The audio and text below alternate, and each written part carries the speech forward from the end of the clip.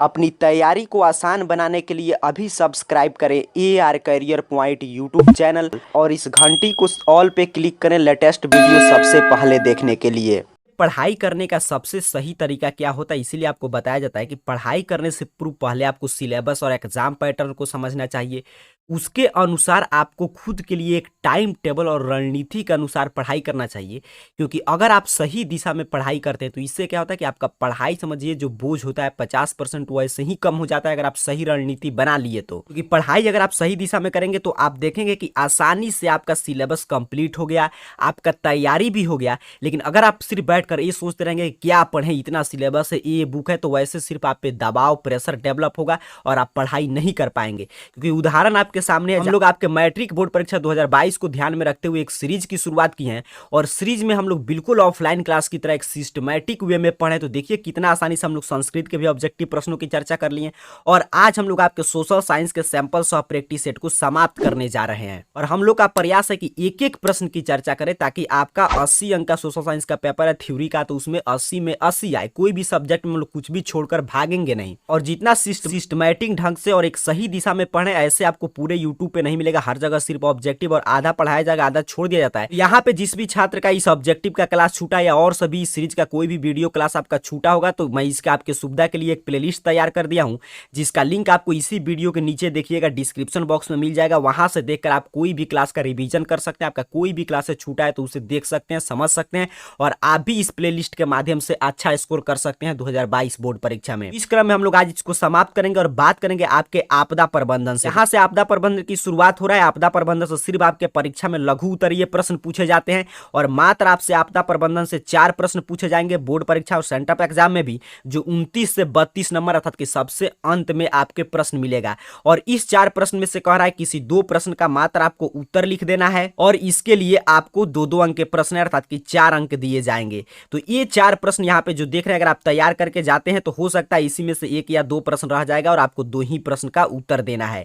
तो चलिए एक एक प्रश्न को लेकर समझते हैं, ध्यान से समझिएगा। यहाँ पे आपको समझ के उसके बाद नोट्स तैयार करना है। तो आपदा प्रबंधन से आपका पहला नंबर प्रश्न है, लेकिन आपके हम लोग सोशल साइंस के अंत कर रहे हैं तो सोशल साइंस के दृष्टिकोण से देखें तो 29 नंबर प्रश्न है। प्रश्न आपसे कह रहा है कि भूकंप से बचाव के किन्हीं 3 उपायों को लिखें। अर्थात कि भूकंप से बचाव के आपको उपाय बताना है। बड़ा ही महत्वपूर्ण और रिपीटेड प्रश्न है। आपको कुछ उत्तर इस शब्दों में समझकर और ऐसे लिखना है कि पहले आपको थोड़ा सा भूकंप का परिचय दे देना है कि भूकंप आखिर में क्या है। भूकंप का तात्पर्य भूपटल में कंपन से है। भूकंप का मूल कारण पृथ्वी के आंतरिक भागों में विविध कारणों से ऊर्जा की उत्पत्ति एवं उष्ण तरंगीय विवरण है। अर्थात कि यहाँ पे बताया गया है कि भूकंप क्या है, तो जो पृथ्वी के भूपटल में कंपन होता है उसे ही हम भूकंप कहते हैं। यहाँ से आपको बताना है, पूछा था मूल प्रश्न कि भूकंप से बचाव के उपाय बताइए, तो ऐसे आपको लिखना है, टू द पॉइंट आंसर लिखने का प्रयास करना है कि भूकंप से बचाव के निम्न उपाय हैं। पहला उपाय क्या है सर? तो पहला उपाय कह रहा है भूकंप का पूर्वानुमान लगाना। अर्थात कि भूकंप लेखी यंत्र के द्वारा भूकंपीय तरंगों का पूर्व अनुमान किया जा सकता है। पहला बचाव आपको याद रखना है कि भूकंप का पूर्व अनुमान लगाकर हम भूकंप आने से पहले अपनी तैयारी कर सकते हैं। दूसरा बचाव का उपाय है भवन का निर्माण करना। भवनों का निर्माण भूकंप रोधी तरीकों के आधार पर किया जाना चाहिए, खासकर उन क्षेत्रों में जो भूकंप प्रभावित है, जैसे कि अर्थात कि कैसे आपको भूकंप रोधी घर बनवाना है। तो पहला आपको उपाय दिया जा रहा है कि भवन को आयताकार होना चाहिए और नक्शा साधारण होना चाहिए।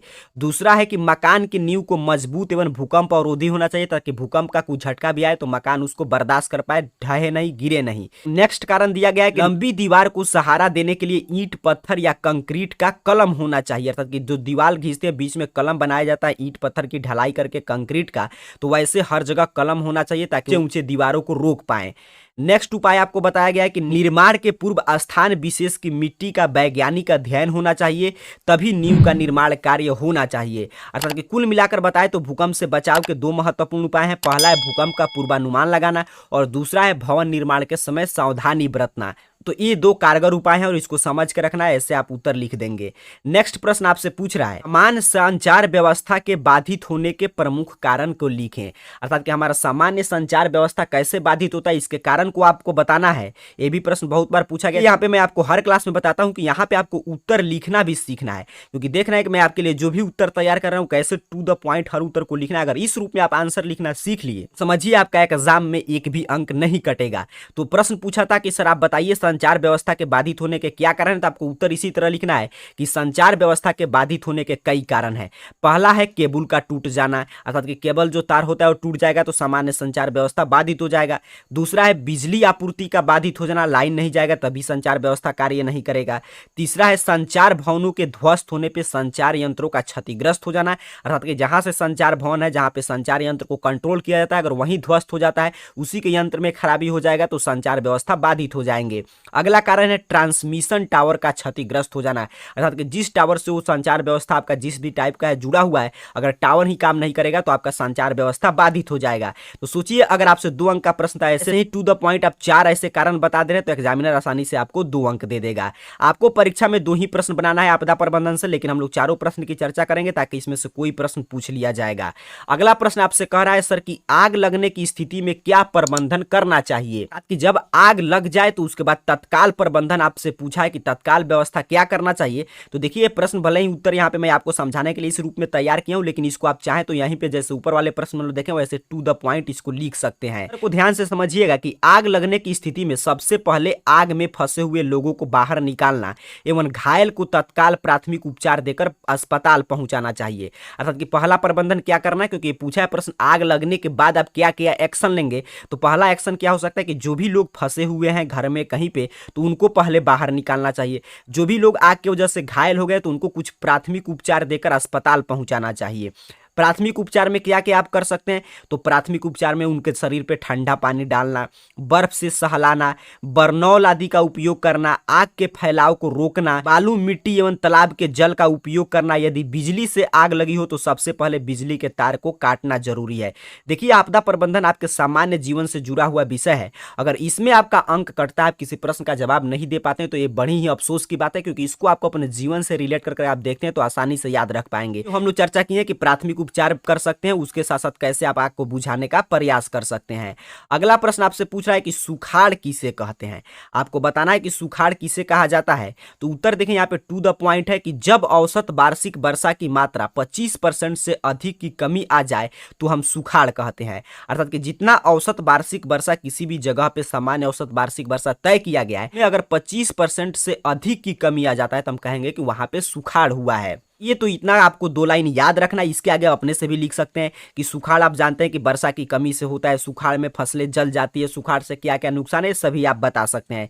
शुरू में ही मैं आपको बता दिया कि अगर सीरीज का कोई भी पीडीएफ आपको प्राप्त करना है तो चैनल के AR करियर पॉइंट का ऑफिशियल टेलीग्राम चैनल आप ज्वाइन करना है, नीचे लिंक डिस्क्रिप्शन बॉक्स में मिल जाएगा। इस तरह आज हम लोग आपके सोशल साइंस के सैंपल पेपर सह प्रैक्टिस सेट की चर्चा करनी है। अगर आप नोट्स बनाए होंगे तो आपका सामाजिक विज्ञान की काफी तैयारी हो गया, यहाँ से काफी प्रश्न आएंगे बोर्ड परीक्षा में। तो नीचे अब आपको कमेंट करके बताना है कि आगे आप साइंस की क्लास चाहते हैं, हिंदी की कि मैथ की, कौन सा क्लास आप चाहते हैं। जिस क्लास के बारे में आप लोग का डिमांड कमेंट के माध्यम से अधिक मात्रा में आएगा उसी की चर्चा हम लोग कल इसी समय करेंगे, क्योंकि आप जानते हैं आपको तैयार रहना है, डेली 7 PM पे आपके लिए क्लासेस चल रहा है। तो कमेंट में जरूर बताइएगा, साथ ही साथ इस वीडियो को लाइक जरूर कर दीजिएगा। मिलेंगे कल इसी समय, तब तक के लिए पढ़ाई करते रहें। आप सभी को बहुत बहुत धन्यवाद।